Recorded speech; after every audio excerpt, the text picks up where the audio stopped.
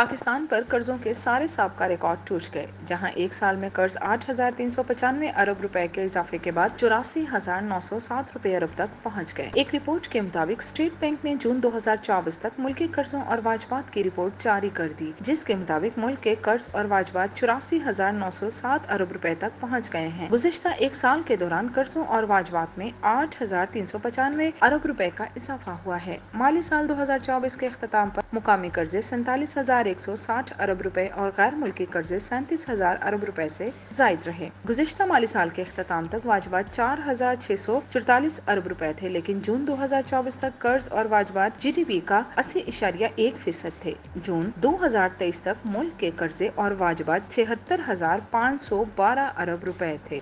यूं पाकिस्तान पर कर्जों के सारे साबका रिकॉर्ड टूट गए हैं और कर्ज एक साल में 8,395 अरब रुपए के इजाफे के बाद 84,907 अरब रुपए तक पहुंच गए हैं।